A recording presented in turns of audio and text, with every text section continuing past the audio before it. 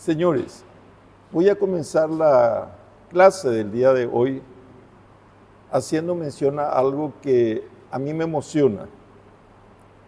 En esta clase, en esta aula, rendí en el año 1972 mi última materia para rendirme de abogado, recibirme de abogado. Técnica jurídica, con el profesor César Garay. Él normalmente no venía a dar clases. Creo que él tenía un concepto muy ateneísta.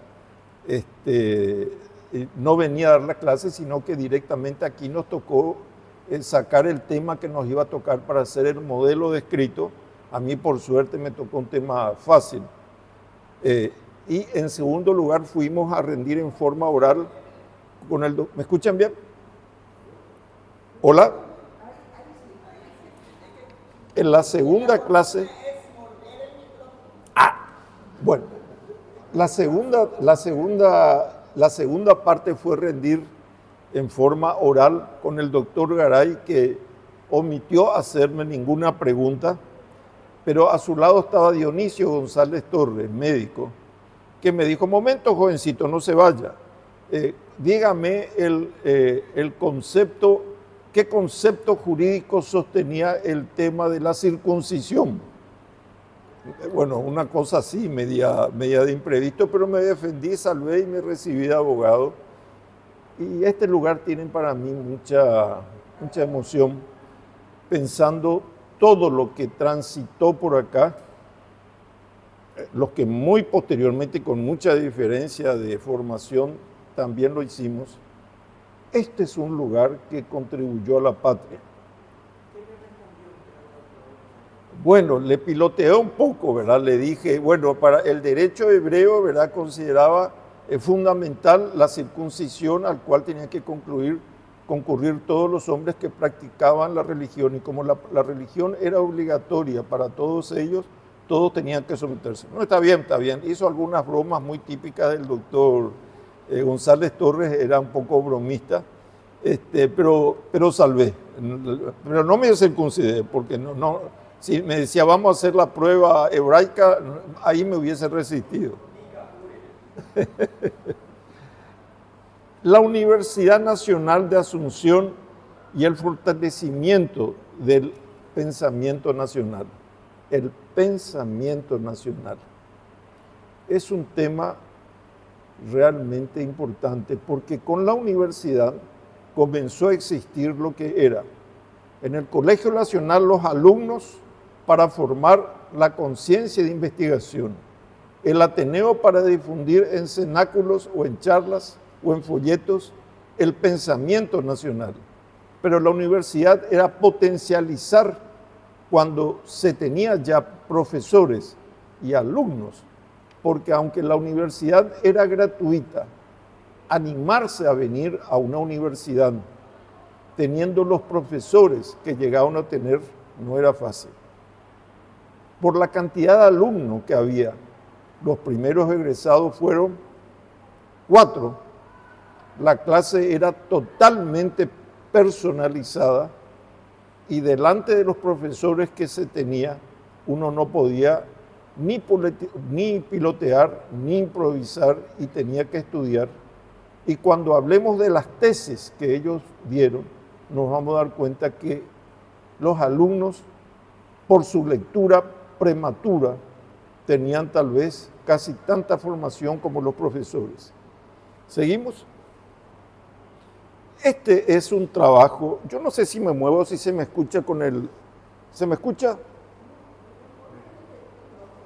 No se me escucha. Tengo el micrófono. Este es un folleto, señores, que es prácticamente el único ejemplar que tenemos, que publicamos en el año 94. Fue hecho por el profesor Amaral. Se titula La primera graduación de doctores en Derecho y Ciencias Sociales y los ideales de la universidad. Lo publicamos y tiene un poco su importancia, porque quisimos repetir el hecho de cómo fue el acto protocolar realizado 100 años antes. ¿Cómo me gustaría que este folleto, obra del profesor Amaral, pudiera reeditarse con algunos agregados? No tiene más de 10 páginas, pero Amaral, en su gran conocimiento, no necesitaba más que eso para enjundiar todas las cosas. Seguimos. Como ustedes saben, el gobierno del doctor José Gaspar Rodríguez de Francia, el dictador temporal y perpetuo, se caracterizó por muchas virtudes, pero su defecto era el cultural y educativo. Había escuelas para las primeras letras y los rudimentos matemáticos, pero educación propiamente no existía, ni existía distribución de libros, ni venta de libros, y era mal visto leer.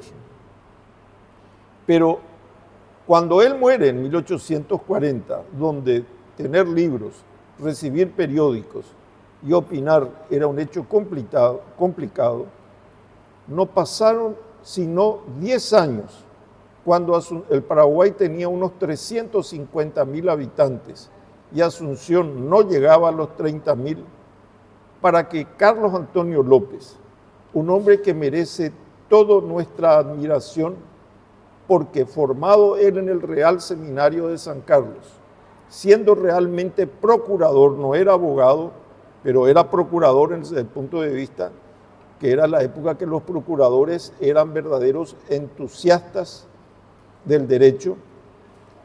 Él se animó a abrir inicialmente el aula de filosofía, la Academia Literaria. Había una calle que se llamaba Academia Literaria, que hoy en día es Montevideo, y a la altura de la Plaza de los Desaparecidos.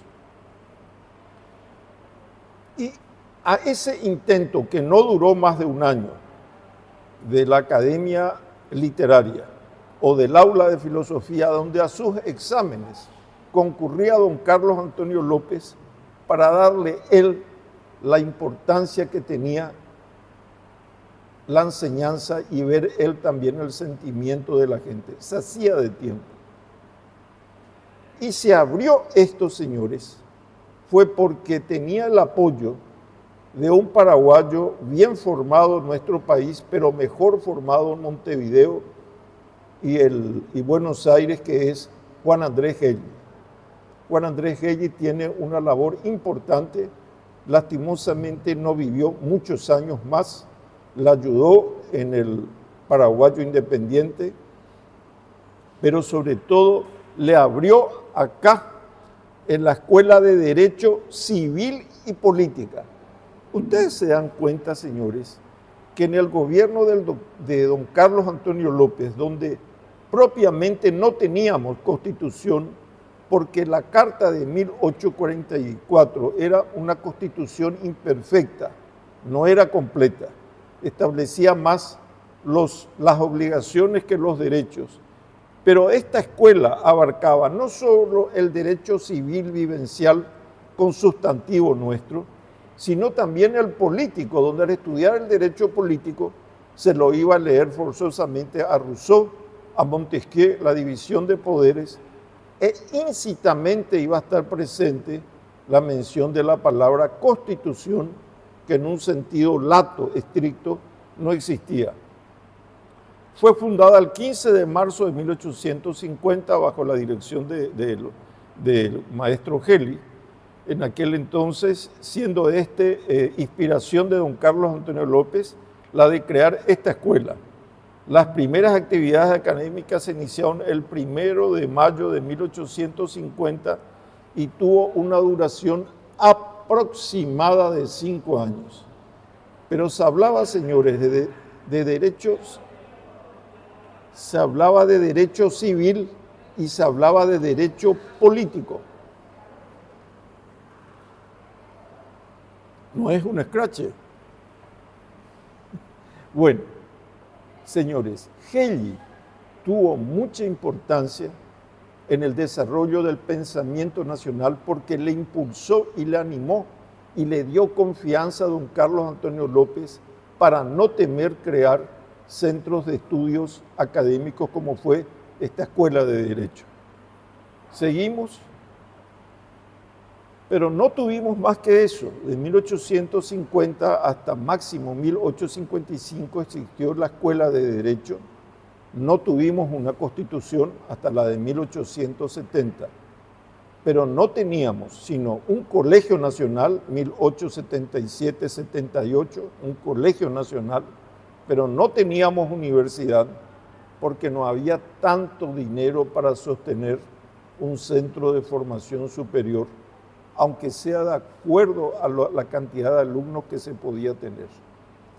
En 1882, con la participación de Ramón de Zubizarreta, con la presencia del aún muy joven Alejandro Audiver, se abre la Escuela de Derecho, con la autorización del presidente de la República, Bernardino Caballero, que no era un hombre erudito, pero era un hombre que entendía qué necesitaba el país en lo cultural para progresar.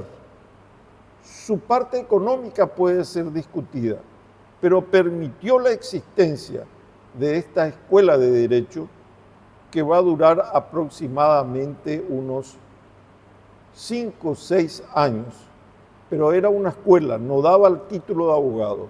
Se enseñaba y se estudiaba las materias que traían preferentemente profesores venidos del extranjero a nuestro país.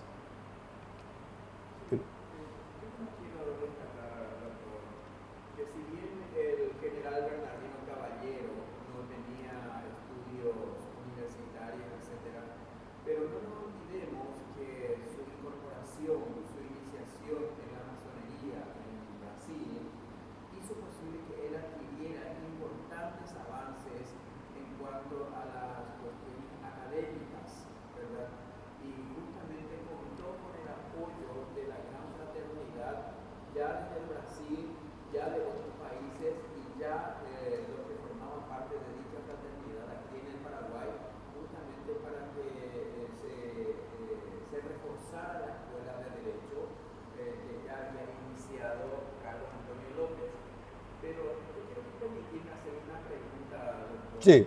No está claro para mí. ¿Cómo es posible que en el Paraguay, atendiendo incluso que los jesuitas insistieron mucho ante la monarquía española de habilitar universidades en el Paraguay en el tiempo de la colonia, cómo es posible que no se haya podido llegar a esa realidad en nuestro país, en nuestra provincia de Paraguay?